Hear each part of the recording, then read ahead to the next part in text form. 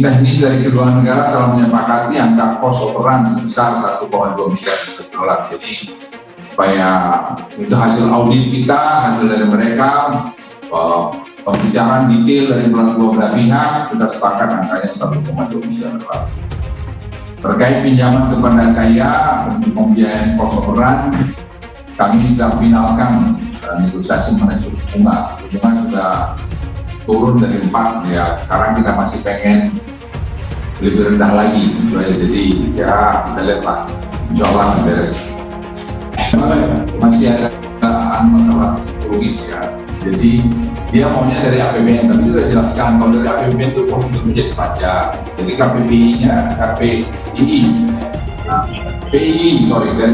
itu struktur yang baru dibuat oleh pemerintah sejak tahun 2018 itu.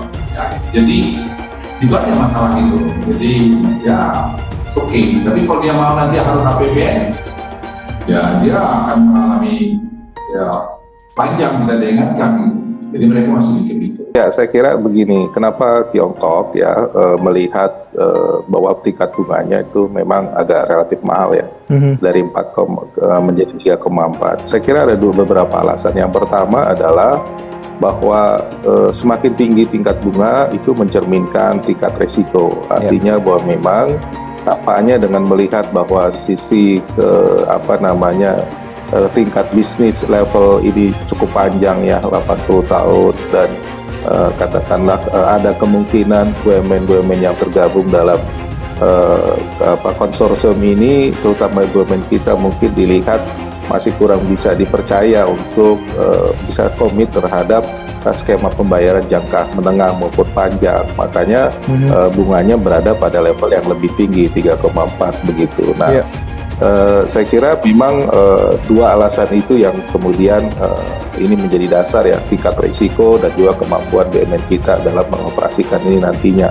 Termasuk nanti ada cost yang kemungkinan kalau misalnya meleset dari katakanlah asumsi-asumsi yang dibangun, misalnya tingkat okupasi penumpang, kemudian biaya pemeliharaan yang membengkak dan sebagainya. Nah, itu yang kemudian menjadi risiko yang sudah mungkin diperkirakan oleh pemerintah China begitu.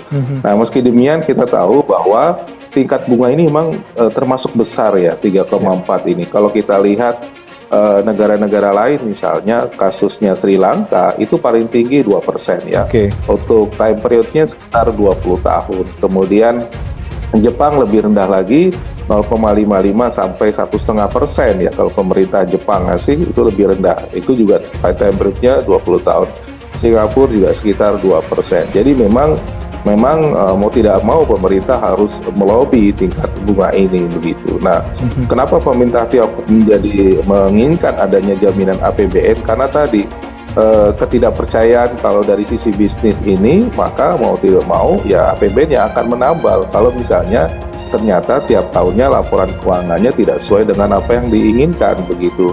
Ada dua alternatif begitu. Apakah misalnya nanti tiap tahun di KCIC melalui salah satu BUMN kita, apakah PT KAI itu terus mendapatkan PMN ya jadi tiap tahun, atau alternatifnya tadi ketika pembayaran utang dan sebagainya memang pemerintah harus membayar itu dengan skema APBN, tentunya dengan pembayaran bunga pokok, dan itu harus diputuskan bersama oleh DPR begitu. Jadi jaminan itu pasti ketika ada keraguan dalam proyek kereta cepat ini. Yang kedua, dalam planning pun perencanaan itu pun ternyata ada masalah karena ada masalah geografis dan ada masalah geologis ya. Dan jangan bilang hanya Cina loh yang bikin planning ini, pihak Indonesia pun ikut dalam planning tersebut. Salah satu perguruan tinggi di Indonesia itu ikut dalam planning tersebut, dalam menghitung perencanaan. Jadi bukan hanya Cina gitu. Nah, ketika masuk dalam situ pembebasan lahannya naik gitu ya, kemudian ada dari masalah teknis juga naik gitu ya, akibatnya mau nggak mau ada kenaikan biaya. Kami di Kementerian BUMN menghitung, wah ini naik nih. Akibat naik, kami cek ke keuangannya BUMN masing-masing. Seperti kata Bang Herman tadi, nggak sanggup lagi nih BUMN untuk membiayai. Konsorsium BUMN ini nggak sanggup untuk membiayai. Karena nggak sanggup, maka kami minta kepada pemerintah, ini udah 80% kerjaan selesai, maka kita nggak boleh mangkrak nih, harus selesai. Maka kita minta pemerintah, ini kalau nggak dibantu oleh APBN, maka ini bisa berhenti proyeknya. Cina ngotot minta APBN jadi jaminan utang kereta cepat. Elit PKB, kalau sudah gini siapa yang mau tanggung jawab? Dikutip dari News Jakarta, kader Partai Kebangkitan Bangsa Umar Hasibuan atau Gus Umar menyoroti pemerintah Cina yang meminta APBN Indonesia sebagai penjamin utang KCJB proyek kereta cepat Jakarta-Bandung. Dia mempertanyakan sosok yang bertanggung jawab terkait proyek tersebut.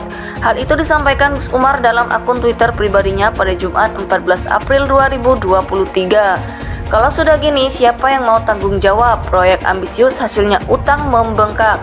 Beban APBN lagi, ujar dia seperti dikutip dari News.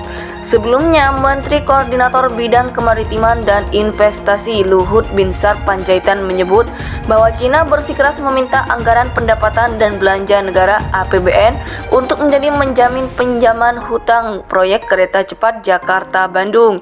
Luhut tidak bisa menyepakati usulan Cina tersebut. Justru dia merekomendasikan agar penjaminan melalui PT Penjaminan Infrastruktur Indonesia Persero saja. Memang masih ada masalah psikologis ya, jadi mereka Cina maunya dari APBN. Tapi kita jelaskan prosedurnya akan panjang.